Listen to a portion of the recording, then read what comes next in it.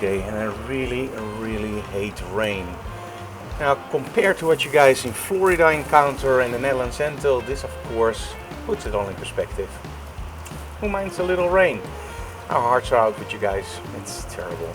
Okay, today the workshop video, and I'm going to explain to you in a second what it's all about. So enjoy today's episode of Behind Closed Doors.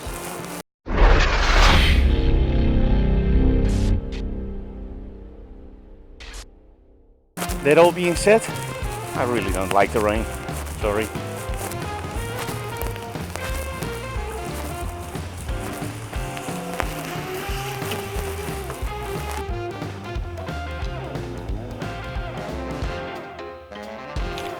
Okay, so why a video workshop? Well, I mostly do photography, of course, but a video is actually incredibly important. And why is video important? Well, let me put it this way. What is photography? Photography is, of course, telling a story with an image. Video is telling a story with moving images. Yeah, duh, we know that, Frank. Okay. Why is it nowadays important? Now, in the past, photography, of course, was incredibly important because it was the still image and, well, you have to go to a professional photographer to do your images and, well, it was just something unique. Nowadays, everybody has a smartphone or has a DSLR, so photography, although if you have a real professional doing it, is still very unique. Photography is, let me put it this way, it's just only a still image, while everybody now with their smartphone has the option to, for example, do video, and pretty good. The moving image gets more and more important.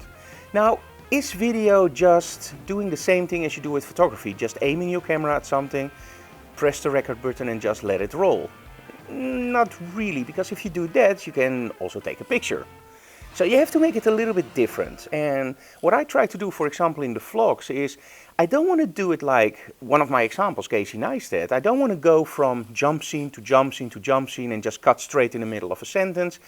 What I want to do is give a little bit more information. So when you do it from an educational standpoint, it's very important to have this talking head that you have now, because I want to keep you focused on what I tell you guys. And if I make a lot of jump cuts, you will actually maybe lose track of what I try to tell you. So that's something that I don't do. What I try to do is still make it interesting with in between scenes, like we call it B-roll, and keep your eyes to the educational stuff that I want to tell you. So why is it important to do a video workshop, for example, like I'm explaining now? So it's all that storytelling part, but every story is different. If I want to do a horror movie, it's important to have cuts on areas where you don't expect it. So let's say the music cues, and exactly on the beat of the music, the scene changes. It's, you know exactly when the killer is coming, right? But what if you are counting and the first few cuts are exactly on the music, and then when the scary part comes, it's actually offbeat. That scares the living daylights out of you because you don't expect the cut on that point. So that's part of the storytelling, the combination between music, video, and the way that the director, of course, cuts. If you go to a romantic movie, the scenes can be much longer. If you are in a car chase or in a fight with a superhero movie, the jump cuts has to be way faster because you don't want to see just one camera standing there and taking all the fight shots. You want to make it fast and quick. And one of the first movies actually where I think it went wrong was one of the James Bond movies, where it went so fast. I believe it was Casino Royale. It went so incredibly fast that you couldn't even see what was going on. So for an editor, it's very important to keep focus on the story, but make it fast enough. That's living hell, trust me, because you never do it right for everybody, especially when you do it fast. So today is the first day in a video workshop. Now, I'm not a videographer, I'm a photographer. That means that I'm specialized in photography. But I got so many questions about, Frank, how do you do the vlog? How do you do live streaming? How do you do this? That I thought, you know what, I'm going to do a 2-day workshop where I'm just going to explain all the stuff, how I do it. So it's not going to be high-end Premiere editing. It's going to be the stuff that I do and how I do it. So at that point, I give my students literally something they can go home to and don't have to make a blockbuster, but they know how to create an instructional video, an interview, that's interesting, and of course, a little bit of a vlog. So, for you guys today, we're going to show you some behind the scenes images, of course, and behind the scenes video. And tomorrow, the same thing. if you like what we do, subscribe to our channel, leave comments below and smash that like button. I already hear the students coming in, so let's start. Or as they say, action.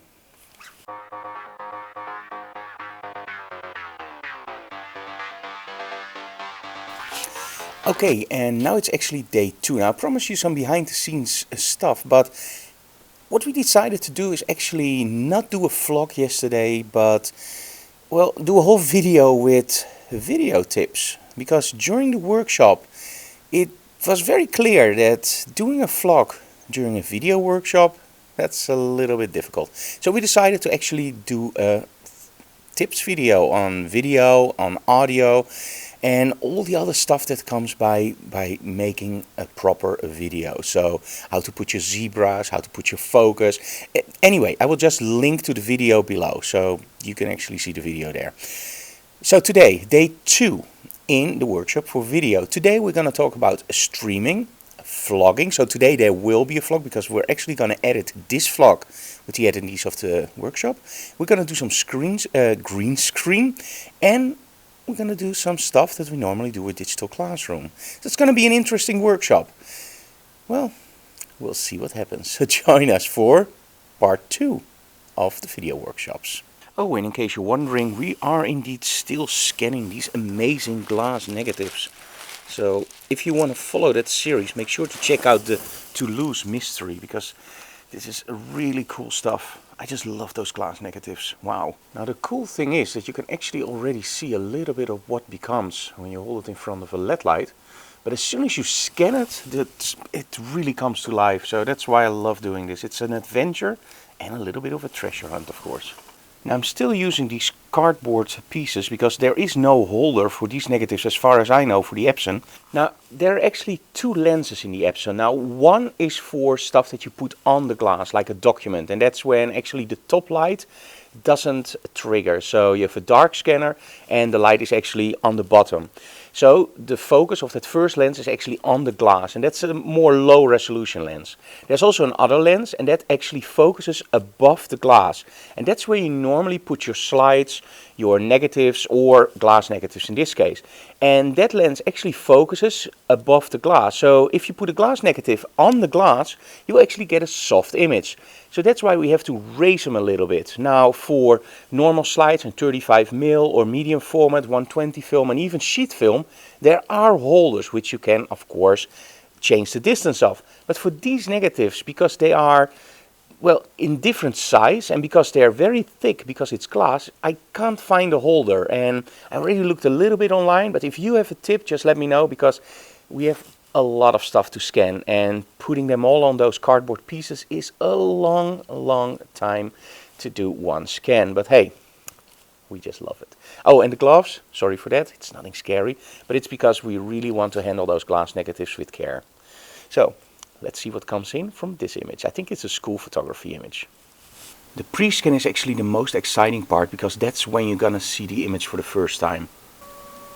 And there we go. So let's see what happens.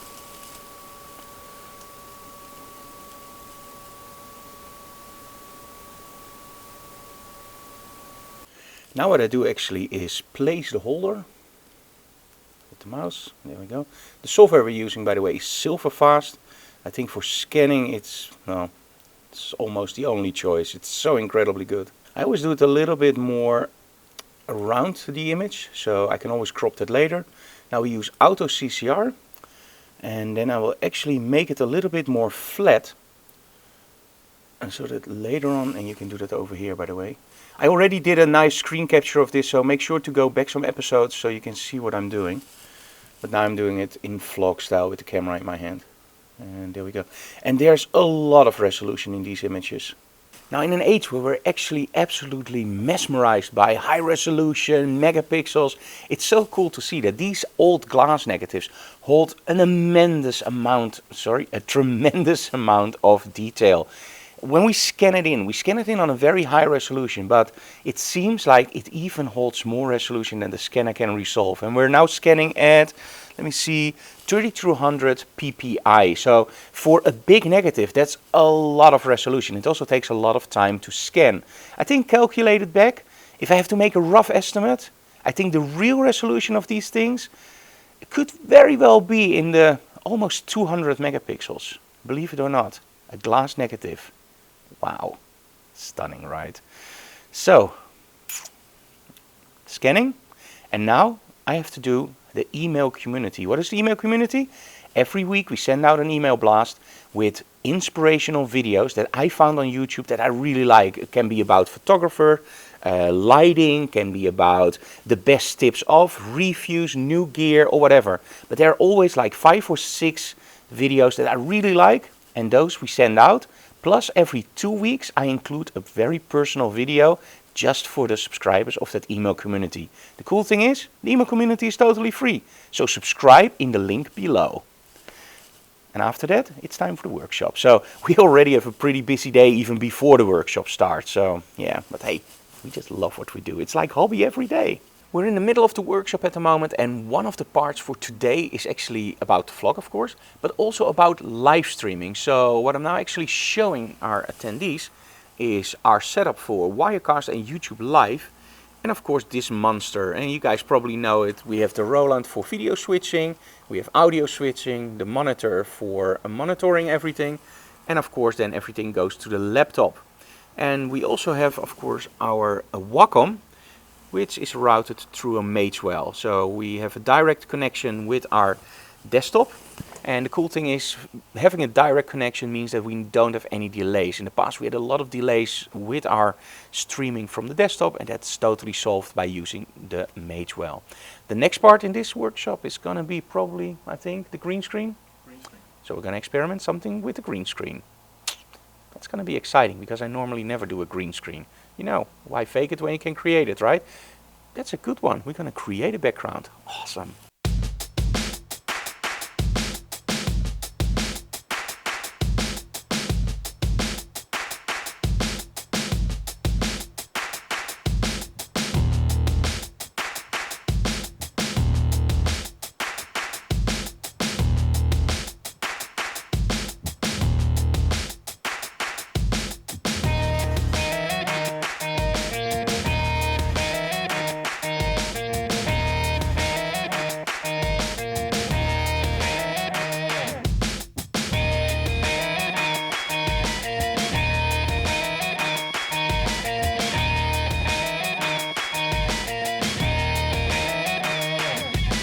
Hey, welcome in our studio in Emmeloord, and this is shot during the workshop video.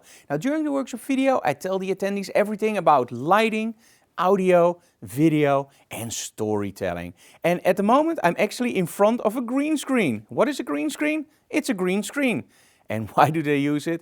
You know it from the old Hollywood movies, where an actor is on a location where he never was, because they actually projected behind the green screen, and with some clever computing you can create a sort of cutout. So behind me you now see some images or video. I don't know what we're going to place there yet, because during this workshop we also edit all the video material. And I think for now, yeah, this is about it, because we don't want to make it too long. Another vital part, of course, is screen recordings. And well, you know why, right? Instructional videos showing something that you do. And we of course use Camtasia for that. So this part of the workshop I'm actually going to give some attention to screen recordings.